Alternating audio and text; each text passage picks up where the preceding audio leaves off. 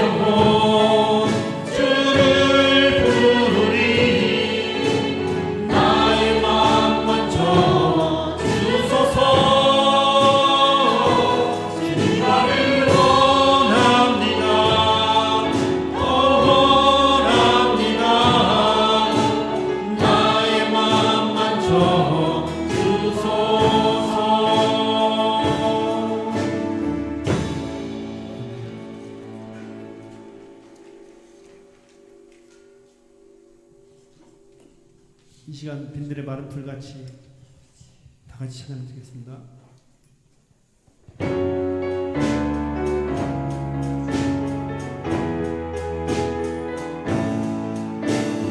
빈들의 마른 풀같이 시든 나의 영혼 주님이 약속한 성령 간절히 기다리네.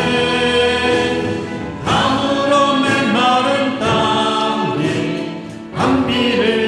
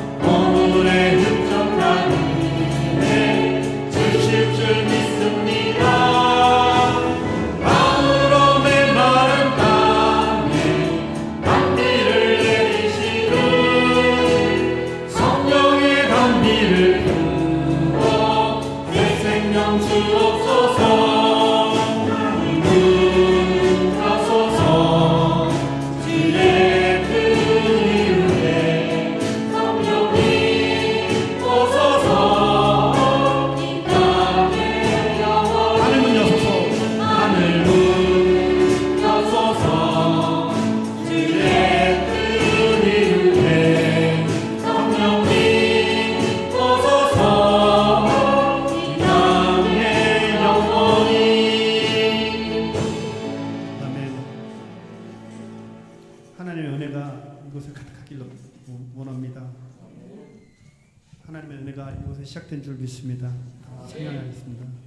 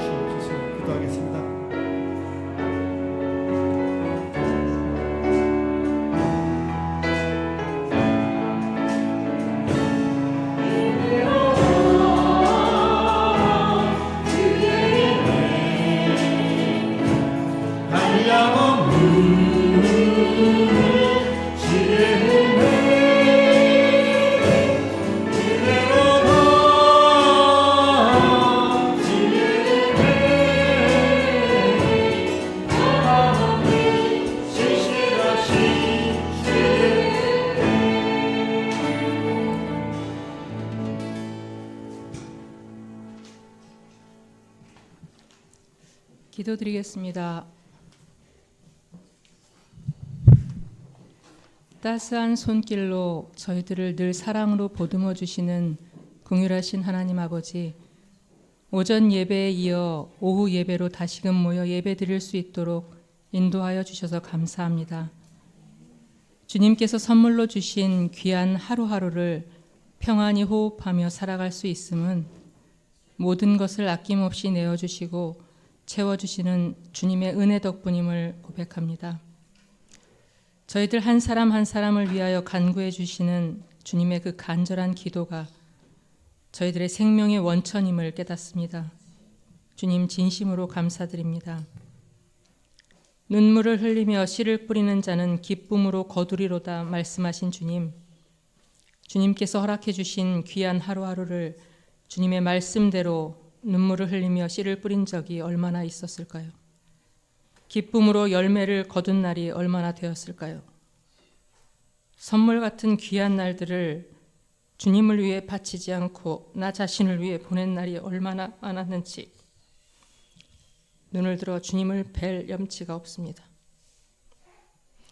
언제쯤 장성한 믿음으로 기쁨의 곡식단을 거두어 주님을 기쁘시게 해드릴 수 있는 자녀로 살아갈 수 있을지 부족한 저희들의 민낯이 참으로 부끄럽습니다만 주님의 말씀대로 끝까지 눈물로 씨를 뿌리게 하옵소서. 땅이 너무 단단하여 기경되지 못할 땅일지라도 그 땅에 씨를 뿌리는 일을 멈추지 않게 하시어 반드시 기쁨으로 열매를 거두어 가장 귀하신 주님께 달려가는 저희들이 되길 원하고 바라고 기도합니다. 사랑하는 주님, 저희들 이 세상을 살아가며 주님의 그 귀한 사랑과 은혜를 매 순간 기억하고 잊지 않게 해주세요. 주님의 임재에 감사드리며 주님의 인도하심에 순종하며 주님의 사랑하심에 보답드리며 모든 호흡으로 주님을 찬양하는 자녀들이 되길 간절히 원합니다. 오늘도 우리를 위해 쉬지 않고 일하시는 주님의 성실하심을 본받는 우리 모두가 되길 소망합니다. 오늘 오후 예배 하나님의 말씀을 전해주실 목사님께 주님의 지혜와 은혜를 더해 주시고 그 말씀을 받는 저희들은 순종으로 화답받는 자녀들이 되길 간절히 기도합니다. 모든 영광을 주님께 올려드리며 살아계신 우리 구주 예수 그리스도의 이름으로 간절히 기도드립니다. 아멘.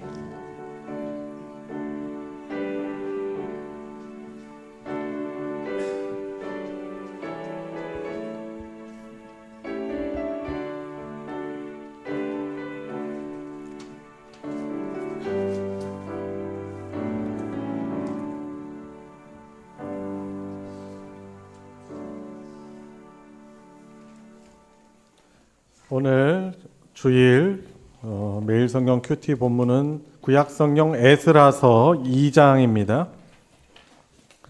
구약 성경 711페이지입니다. 에스라서 2장 1절부터 약간 깁니다. 70절까지 말씀입니다. 2장 1절부터 70절까지. 그냥 지루한 명단이 아니고 아마 의미 있는 명단일 겁니다. 우리 좀 길지만 저랑 여러분들 교독하여서 읽고 마지막 70절을 같이 읽겠습니다. 옛적에 바벨론 왕 느부갓네살에게 사로잡혀 바벨론으로 갔던 자들의 자손들 중에서 노임을 받고 예루살렘과 유다도로 돌아와 각기 각자의 성읍으로 돌아간 자,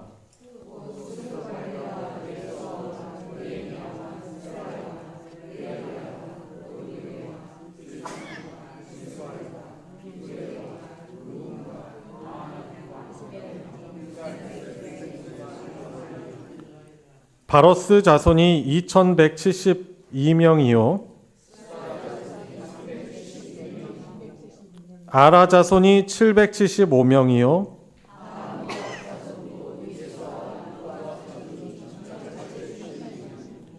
엘람 자손이 1254명이요 삭게 자손이 760명이요 부베 자손이 623명이요 아도니감 자손이 666명이요 아딘 자손이 454명이요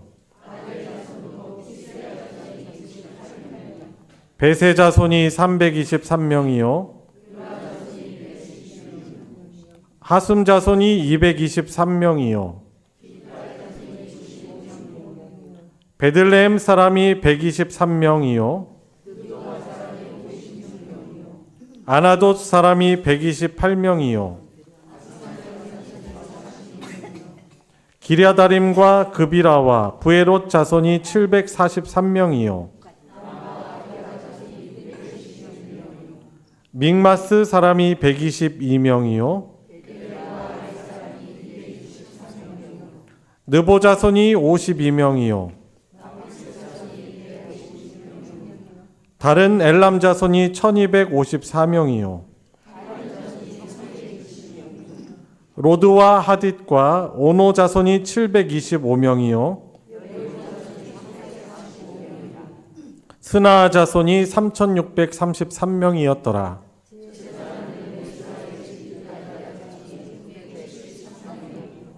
임멜 자손이 1052명이요. 하림 자손이 1017명이었더라.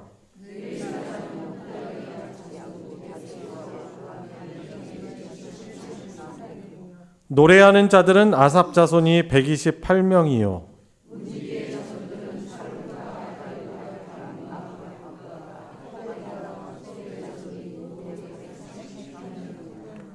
느디님 사람들은 시아 자손과 하수바 자손과 다바옷 자손과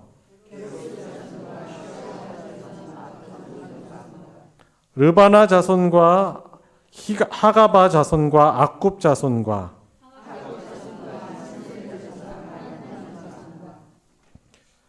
기델 자손과 가알 자손과 르아야 자손과 우사 자손과 바세아 자손과 베세 자손과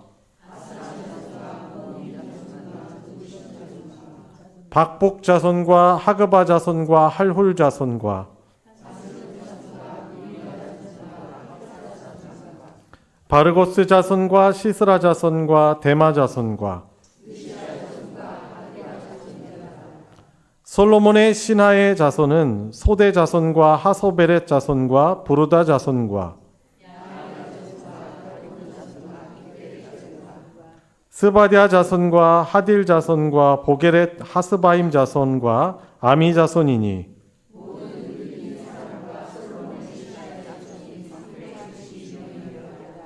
델멜라와 델하르사와 그룹과 앗단과 인멜에서 올라온 자가 있으나 그들의 조상의 가문과 선조가 이스라엘에 속하였는지 밝힐 수 없었더라.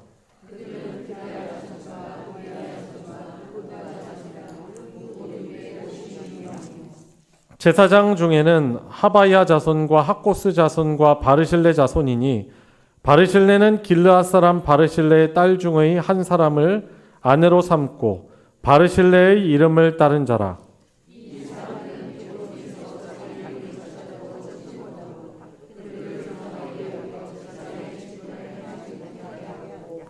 방백이 그들에게 명령하여 우림과 둠밈을 가진 제사장이 일어나기 전에는 지성물을 먹지 말라 하였느니라.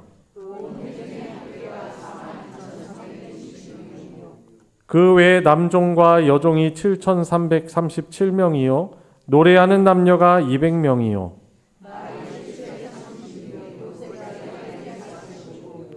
낙타가 435요 나귀가 6,720이었더라.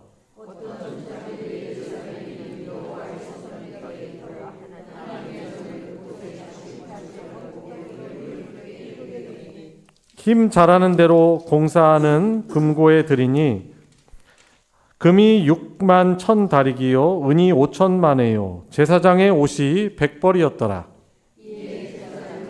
레위 사람들과 백성 몇과 노래하는 자들과 문지기들과 느디님 사람들이 각자의 성읍에 살았고 이스라엘 무리도 각자의 성읍에 살았더라.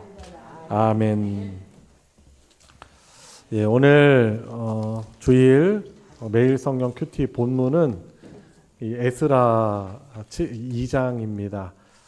지난번까지는 역대하 말씀을 저희들이 큐티 묵상했었는데 이제 이 역대하 말씀이 남유다의 멸망으로 이렇게 내용이 마무리되고, 그리고 이제 에스라 이 성경이 이 기록되는 이 내용의 기간이 70년의 기간입니다. 하나님이 말씀하셨던 당신 백성들의 징계 시간이 바로 이 70년이라는 기간이었죠. 한 두세 대 정도 지났다라고 할 수 있겠죠. 그러니까 이 돌아온 사람들의 이 명단은 포로로 이렇게 끌려갈 때 사람들은 대부분 다 죽었다고 봐도 됩니다. 그러니까 바벨론 포로 생활을 하면서 태어난 사람들이 아마 대부분이었을 것으로 우리는 좀 생각할 수 있습니다. 이게 이름이 반복해서 나오면은 뭐 몇 명이요 하면 우리 좀 지루하죠, 그죠? 도대체 이게 무슨 의미가 있어서 이렇게 기록되었나 하는 의구심을 가지면서 우리가 이렇게 읽게 됩니다. 내용을 조금 이렇게 분석을 해보겠습니다. 자, 먼저 2장 그 초반에 보면은 2절에부터 해가지고 명단이 나옵니다. 여기 스룹바벨 그리고 제사장 예수아가 먼저 이제 소개되며 이 용기를 내서 돌아온 그런 그들에게 존경심을 먼저 나타내고 있는 기록입니다. 아마도 이 스룹바벨의 이름이 가장 먼저 나오는 이유는 이 스룹바벨이요 왕족의 후손이었기 때문에 그렇습니다. 하나님이 약속하셨어요. 다윗의 그 자손을 끊어지지 않게 하겠다라고 하나님께서 그렇게 약속을 해주셨습니다. 그러니까 이 왕족이었던 스룹바벨의 이름이 가장 먼저 나오는 것은 그 하나님의 약속이 지속되고 또 성취되고 있음을 알려주는 그런 것입니다. 그래서 왕족인 이 스룹바벨이 이제 먼저 소개되고, 그리고 2장에 나오는 그 인원수가 그래서 보면은 이제 11명이에요. 그런데 이제 느헤미야 7장에 보면은 11명이 아니라 12명으로 이제 소개가 되고 있습니다. 그래서 아마 우리는 추정하는 거죠. 11명, 12명이 앞에 기록된 것은 이들은 이스라엘의 12지파를 대표하는 사람들이었을 것이다 라고 우리는 그렇게 이제 추론을 할 수 있는 것입니다.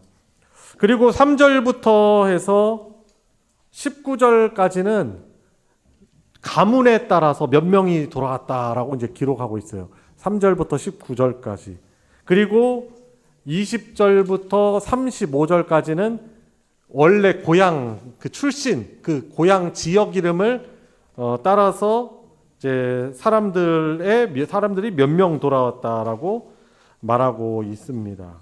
그리고 36절부터는 제사장 레위인들을 비롯해서 잘 못 들어보셨을 것 같은데 느디님 사람들의 명단이 소개되고 있어요. 느디님 사람들은 누구냐면은 이 성전 하나님을 예배하는 성전을 위해서 종들이 되었던 사람들 그 부류를 느디님 사람들이라고 합니다. 그래서 이제 36절부터 58절까지는 그 사람들 명단, 그리고 이제 59절부터 63절까지는 출신을 사실상 알 수 없는 사람들의 그 숫자가 예루살렘에 들어온 사람들의 숫자가 이렇게 나와 있습니다. 그래서 총 이 사람들의 수가 몇 명이다라고 그렇게 말씀하고 있습니까? 이들이 총 42,360명이었다라고 말하고 있습니다. 이들이 예루살렘으로 돌아온 것은 하나님의 명령이에요. 그래서 하나님께서 그 당시의 통치자였던 이제 바벨론이 멸망하고 페르시아, 바사라는 나라가 새롭게 등장했기 때문에 이 바사의 왕 고레스의 마음을 감동시키셔서 포로되어 사로잡혔던 이스라엘 사람들을 본토로 귀환하도록 하라라는 고레스 칙령이 내려지게 된 것입니다. 그래서 이 오늘 본문 아닌데 어제 본문 1장의 1장 1절 한번 보세요. 자, 에스라 1장 1절을 보면은 이스라엘 사람들이 돌아올 수 있게 된 배경을 말하고 있습니다. 그래서 바사왕 고레스 원년에 여호와께서 예레미야의 입을 통하여 하신 말씀을 어떻게 하시려고?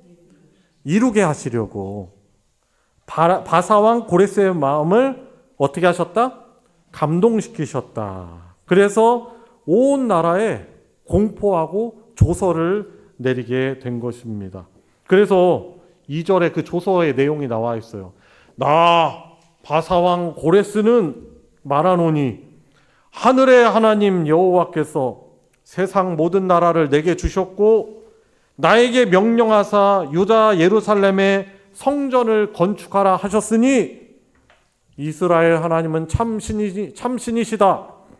그래서 너희 중에 이스라엘 된 사람들은 다 자유인으로 올라가서 이스라엘 여호와 하나님의 성전을 건축하라 라고 하고 조서를 내린 거예요.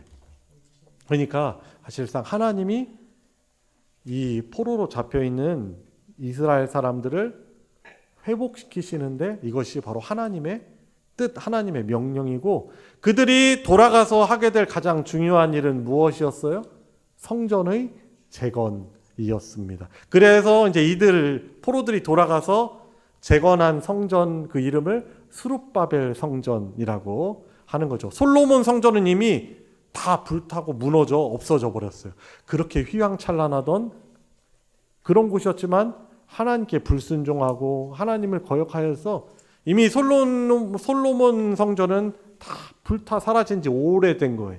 그래서 이들이 포로 생활을 마치고 돌아가면서 그곳에서 하게 될 일은 바로 예배의 회복이었던 것입니다. 성전의 재건, 곧 하나님을 예배하는 그 삶의 회복인 것입니다. 여러분 그런데요. 42,360명이 1차로 포로 귀환했다고 하는데 여러분 생각은 어떠세요? 이 정도 인원수면은 예루살렘을 재건하기에는 충분한 숫자일까요? 아니면 턱없는 숫자일까요? 턱없는 숫자죠. 사실 턱없는 숫자입니다. 그런데 많은 인원이 1차 포로 귀환을 하기가 어려웠던 그 이유가 있습니다. 이유가 있어요. 그것은 뭐냐면 여러분 바벨론에서 예루살렘까지의 그 거리가 적어도 1400km 정도 됩니다. 1400km는 우리 뭐 서울에서 부산까지 몇 킬로라고 하죠? 400km 정도라고 하잖아요. 그러니까 서울에서 부산까지 이렇게 왔다 갔다 해가지고 한 3번, 4번 왔다 갔다 한 거리예요. 그것도 도보로. 여러분, 그러니 험난한 귀환길이겠죠.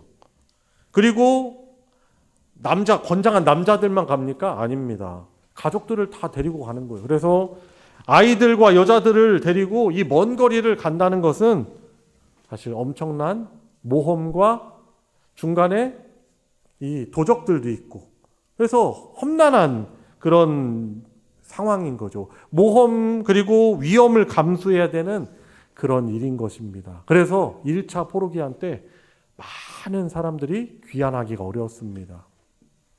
그리고 적은 인원만 이렇게 돌아가게 된 이유가 또 있습니다. 아까 말씀드린 것처럼 대부분의 사람들이 바로 바벨론에서 태어난 사람들이기 때문입니다. 이스라엘 자기네 원래 나라 유대 말보다는 히브리어나 아람어 그 말보다는 바벨론의 언어와 풍습에 더 익숙해져 있는 사람들이란 말이죠. 그러니 그 살던 곳을 떠나 본토로 간다는 것은 정말 쉽지 않은 그런 일일 것입니다. 가족들 때문에 사실 어떻게 보면 우리는 붙잡혀 있기가 쉬운 거예요. 자식들이 혹은 가족들이 자식들이 거기에 있고자 하면은요 가기가 쉬운 건 아니에요. 군인들 이제 있잖아요. 이 군인분들도 이사를 자주 하는 그런 직업군들이신데 보면은 아이들 어렸을 때는 그냥 이사를 다니거든요. 발령지에 따라서. 근데 점점 아이들이 자라고 그 지역에 정착하잖아요. 그러면 가족들을 데리고 이사하기가 어려워요. 그래서 본인만 저쪽 전방에 가서 그 군 생활하고서는 주말 부부하는 거예요. 예, 주말에만 이제 가거나 아니면 못 가거나 하는 것입니다. 자, 그래서 바벨론이 이 주된 거주지고 거기 풍습과 환경에 익숙해 있는 사람들로서 예루살렘으로 유대로 돌아간다는 것은 정말 어려운 일이었던 것이죠. 그래서 약 4만 2천 명 정도만 귀환하게 된 것입니다. 여러분, 그리고 또 떠나기가 어려운 이유가 뭘까요? 안정된 삶을 포기해야 했던 것입니다. 바벨론의 산지가 얼마나 된 거예요? 네? 70년이나 된 거예요. 2세대 정도라고 했죠. 세월이 그렇게 지나간 터라 바벨론이나 페르시아에서 관리가 된 사람들은 거기에서 이제 안정된 삶을 살았을 거고, 그리고 여전히 포로로 생활하는 유대인들도 나름대로 그 땅에서 생활 터전과 기반이 마련된 상태예요. 그러니 거기를 두고 떠난다는 것은 쉬운 것이 아닙니다. 그리고 당시 바벨론이나 페르시아는 세계에서 제일 정치와 경제와 문화, 사회 모든 면에서 최고의 지역이었던 것입니다. 서울로 한번 가서 거기에 익숙해져 있고 거기에 여러 가지 문화나 경제적 이득을 맛보면 지방으로 내려오기가 사실 쉬운 게 아니에요. 근데 그 당시에 바벨론은 그러했던 것이죠. 이런 여러 이유 때문에 대부분의 사람들이 고국으로 돌아오기를 꺼려했던 것입니다. 그래서 결국에는 5만 명에 미치지 못하는 이 사람들만이 예루살렘 성으로 포로 귀환할 수 있었던 것입니다. 여러분, 그러면 그들이 예루살렘으로 돌아온 이유가 뭐예요? 하나님의 명령이었기 때문입니다. 성전을 재건하라는 하나님의 명령에 그들이 순종한 자들이, 결단한 자들, 가족들이 예루살렘으로 돌아오게 된 것입니다. 모든 것을 어떻게 보면은 버려두고 떠난 것이죠. 여러분, 그런데요, 이 5만 명이 아직 안 되는 이 숫자가 이스라엘을 재건하는데 턱없는 숫자인 건 사실이지만 하나님은 사람의 숫자로 일하는 분이 아니십니다. 아멘입니까?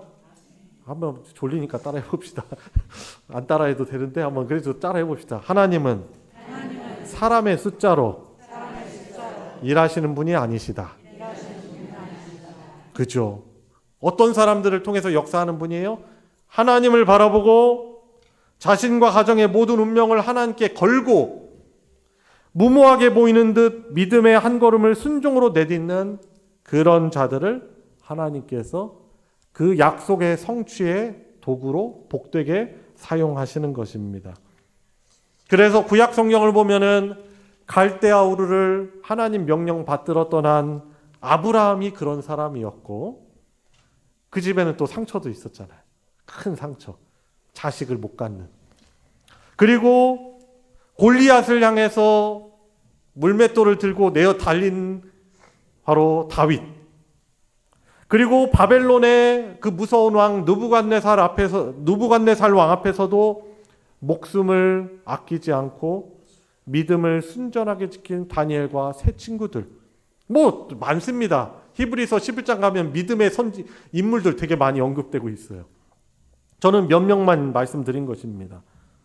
여러분, 그런 사람들이 어떻게 보면 오늘 본문에 나온 이 귀한 사람들이 하나님 명령을 받들어 어떻게 보면은 상황이 어려움 속에서도 순종하여 돌아온 사람들이 바로 그 믿음의 증인들이었던 것입니다. 여러분, 그래서 우리가 좀 어디 자손은 몇 명이요, 막 이런 게 좀 지루하고 좀 힘들잖아요. 그런데 이 명단은요 대단히 영광스러운 명단이에요. 그냥 쉽게 돌아간 것이 아니기 때문에 그렇습니다. 귀환을 한 몇몇 지도자들이 오늘 본문 이 말씀 보니까 어떻습니까? 68절, 69절에 보니까 귀환을 한 사람들 가운데 몇몇 지도자들이 성전 건축을 위해 자원해서 힘 닿는 데까지 힘 잘하는 대로라고 말하고 있죠. 힘 닿는 데까지 예물을 드렸습니다. 아마도 이들의 헌신은 함께 귀환한 공동체 모두에게 큰 격려와 도전이 되었을 것입니다. 여러분, 그러면 우리 오늘 읽을 이 묵상한 이 말씀이 우리랑 그럼 무슨 상관이 있냐는 말이죠. 목사님 알겠어요. 그런 배경과 참 그런 영광스러운 숫자와 명단이군요. 그런데 so what? 근데 도대체 그게 우리랑 무슨 상관입니까? 라고 저한테 말씀하실 수도 있잖아요. 여러분, 이 말씀을 통해서 우리도 그러면 하나님께서 우리에게 주신 이 시대의 소명은 무엇인가 우리가 생각해 볼 수 있는 것이죠. 여러분, 이 시대의 소명이 무엇입니까? 오랜만에 퓨어가 아닙니다. 사실은 우리 믿는 자들의 소명은 어때요? 이 시대에 교회가 정체된 지 오래이고 또 코로나19 팬데믹을 거치면서 기독교인들의 이 숫자들은 급격히 줄었고 교회마다 참 전도가 어렵다 하여서 전도에 이 무관심하기가 너무나 쉬워지는, 어떻게 보면은 이제 주저앉아서 가만히 앉아 있기가 너무나 쉬운 그런 시대적 상황에서 우리가 하나님의 명령을 받드는 자들로, 특별히 이 성전을 재건하라는 그 명령은 바로 우리에게 주시는 하나님을 향한 그 예배를 회복하는 공동체를 세워나가라는 이런 소명으로 우리가 이것을 해석하고 적용해 볼 수 있는 것입니다. 이 시대에 사실 많은 교회들이 생각 외로 기복주의에 많이 빠져 있습니다.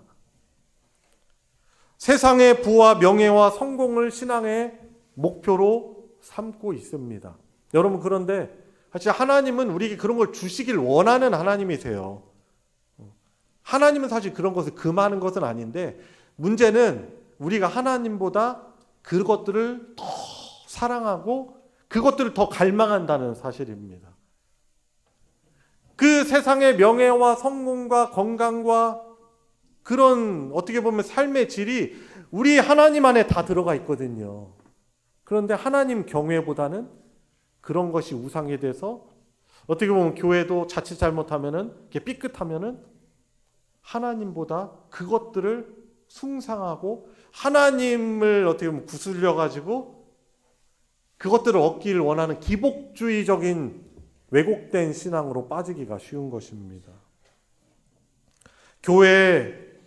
교회가 세워지고 부흥해 나가는 것이 정말 쉽지 않습니다. 어떻게 보면은 우리의 노력에 달려 있지는 않아요. 그런데 분명한 것은 하나님의 은혜에 달려 있는 거예요.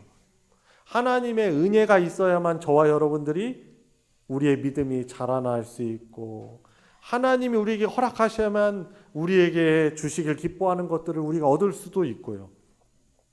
쉽게 이루어지지 않는 것이죠.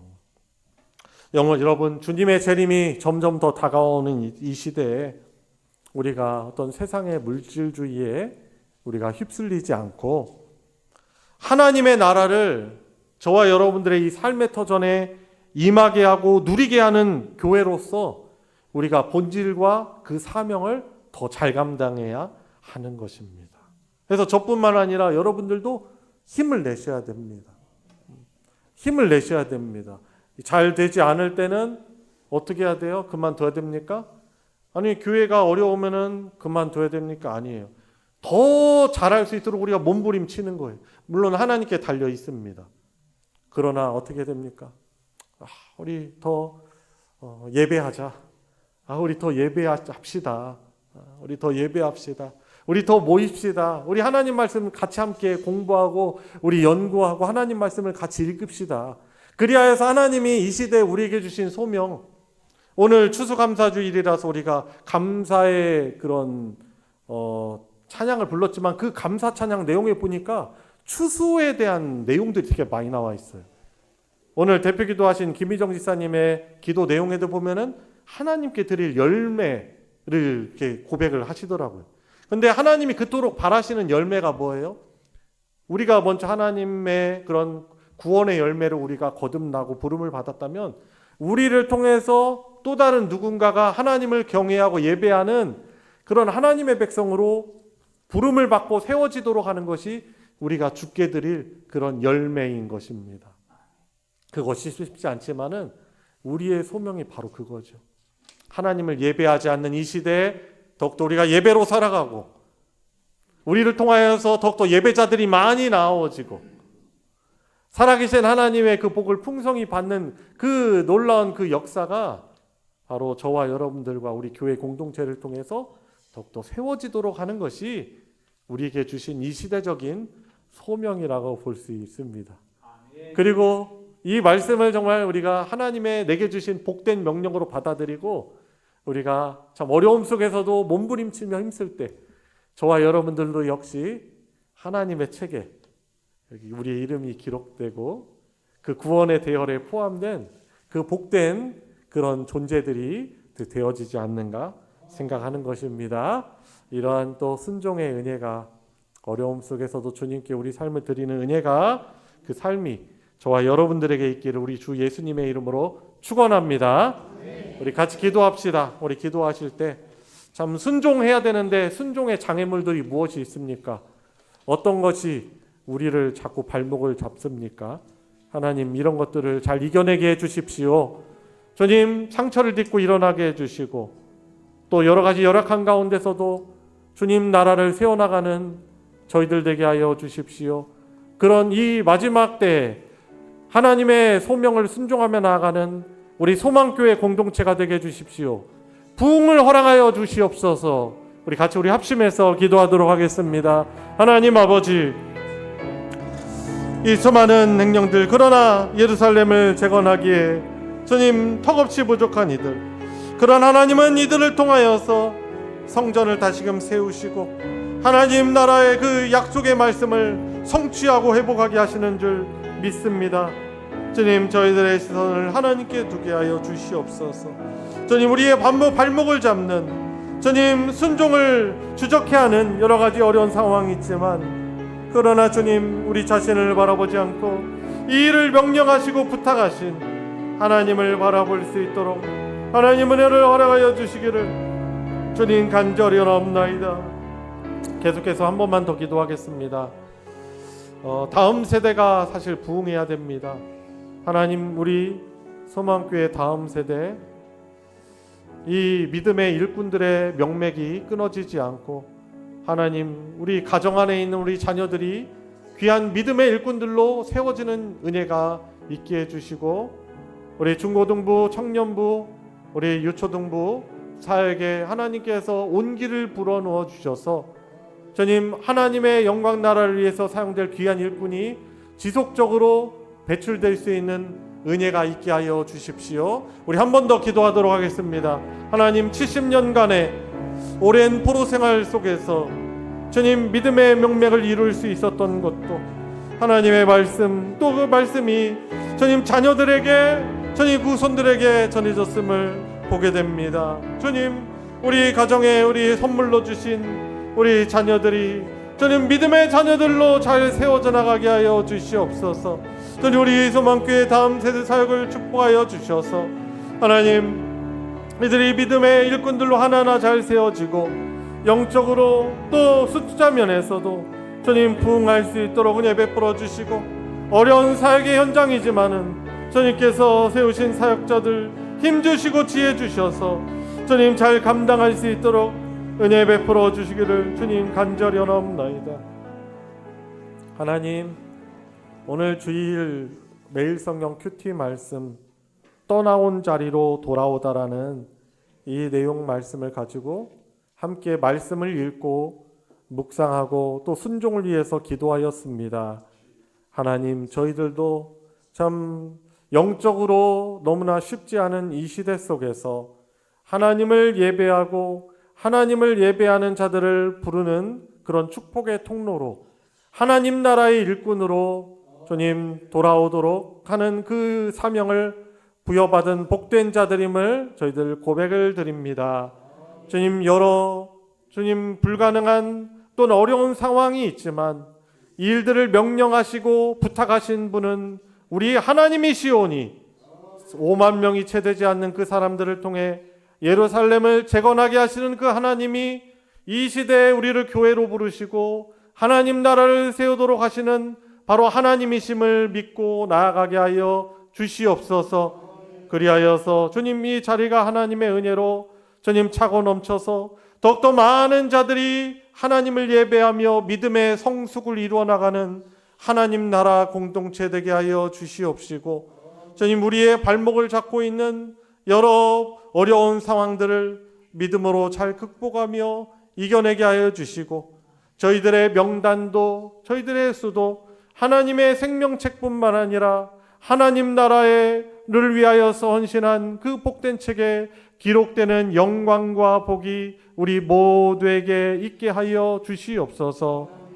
이제는 우리 구주 예수 그리스도의 은혜와 성부 하나님의 무한하신 사랑과 함께 하시는 성령 하나님의 교통하심이 세상을 향하여 주의 복음과 말씀을 순종하며 붙들고 나아가는 사랑하는 모든 성도들 머리 위에 그 가정 위에 이제로부터 영원토록 함께하여 주시기를 축원하옵나이다. 아멘.